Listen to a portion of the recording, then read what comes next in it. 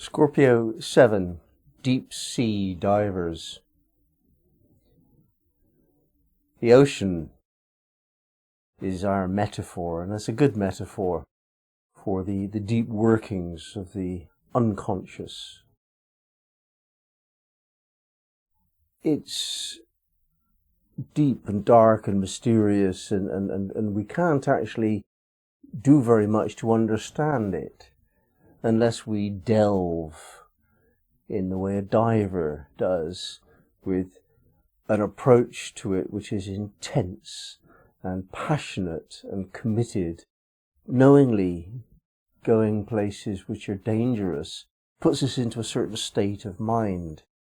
And although the physical dangers of the ocean are clear, I think it must be understood that the emotional dangers of exploring our psyche also exist, and we have to have courage to find out what's hidden there, because most assuredly there's a lot hidden there. We don't know it's there.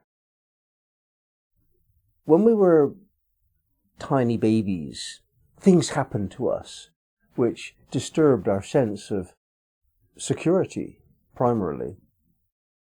And these forces impacted upon us in a way which, because of the sensitivity of the baby's psyche, impacted permanently, at least until we go through this process of emotional clearing. And when later triggers occurred in life to awaken the memory was a painful event. It could not be described how painful that was to the child, because we just don't know as adults how important it is for the baby to feel secure. We can't imagine that. The baby is entirely vulnerable, and any sense of removing its security is a terror for the child. So these emotions are almost impossible to deal with. Terror and rage, those are the two primary emotions which we don't allow. We just won't go there. It's just too much. They're overwhelming feelings. And the terror that the baby feels and the rage that the baby feels, they get hidden, they get denied, locked away. And that denial, that refusal to look at the facts of the matter because it's too scary, is present within all of us on the planet today. And that denial is what we need to clear now if this world that we live in is to be rescued from a terrible outcome. So there's hardly anything more important for us to do than to face our denials.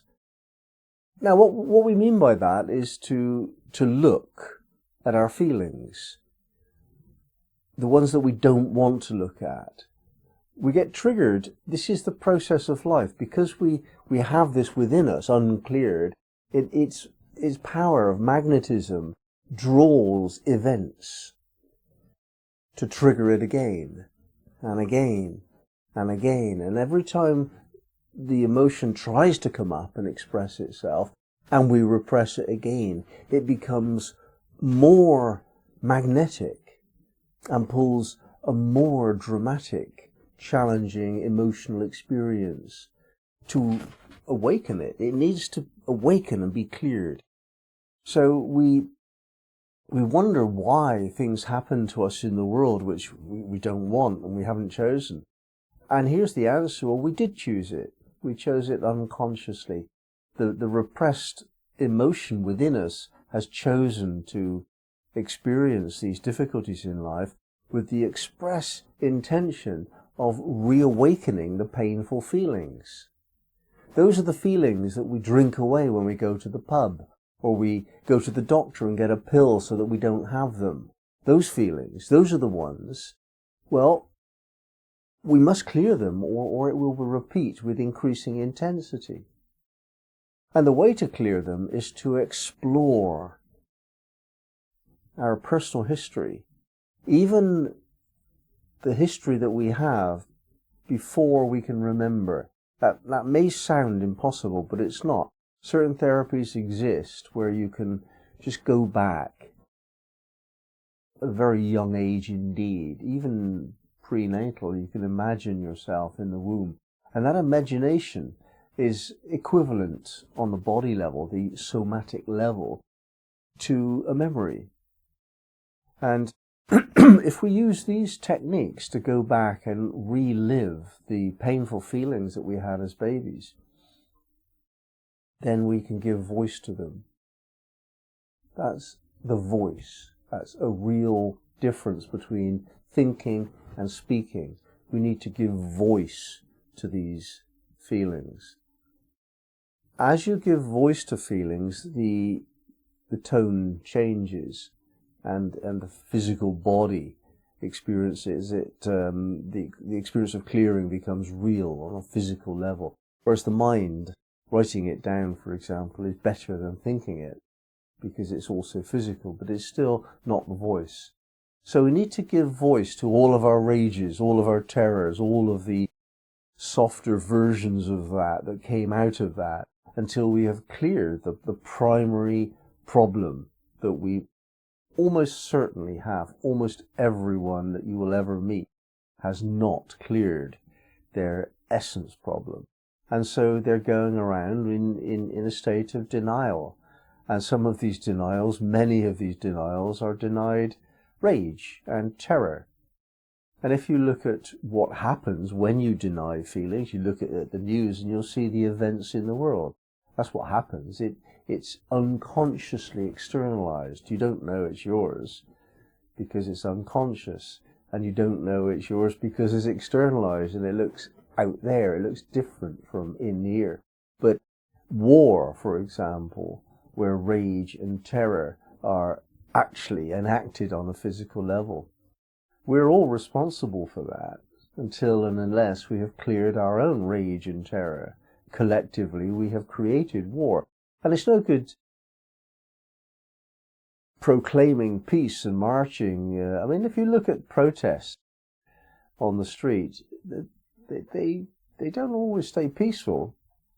The same violence is attracted to the streets when a protest against war or some other injustice which will lead to war takes place.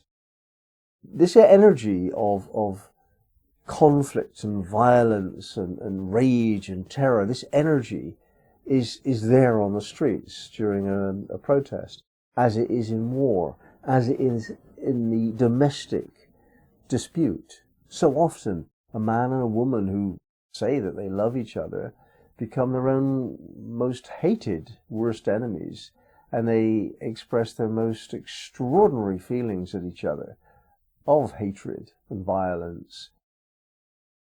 It is because of the denied feelings of what happened in childhood. So we can see that a person who is willing to engage in this psychological self-exploration is an unusual person. And they tend to be very intense because the interaction with other people comes from a position of deeper truth. These explorers, they tend to speak the truth. They tend to ask questions which demand the truth, because that's what the exploration is. The exploration is all about uncovering something that's been hidden. So you ask questions, awkward questions. And there is a price to pay on the social level. You know, you're not always considered a light-hearted companion because you're an intense person.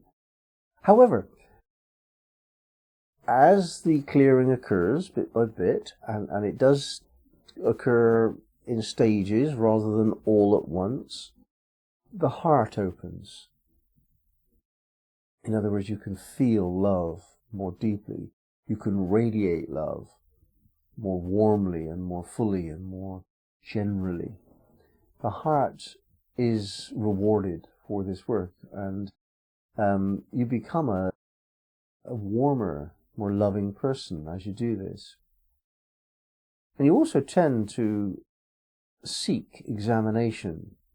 You tend to move towards circumstances, and this can happen unconsciously too, where the clearing is promoted.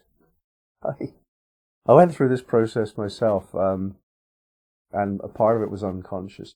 A woman said she was learning this therapeutic technique. It was called rebirthing at the time, where you breathe in a very particular way for a long period of time under her guidance, her supervision, in this case. And something is triggered, and what is triggered are these deeply hidden, repressed feelings. That's the idea of the process, and it doesn't usually take an intense form as it did with me.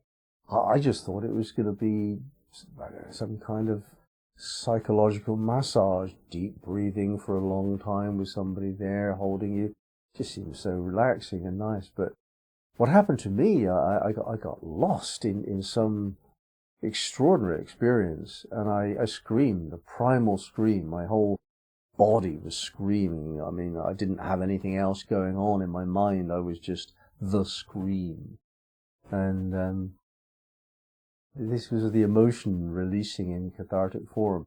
And in fact, I mean, she said I had screamed more than once. I had screamed 3 times, and 2 of the screams I just was unconscious for.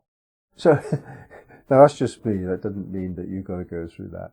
But it does mean that there is an intensity to this that's potentially more than you've experienced before in your life. And you have to be really willing to surrender to the process of healing if you want to take this job of spiritual development seriously. Without the psychological aspect of spiritual development, then there is no spiritual development to speak of.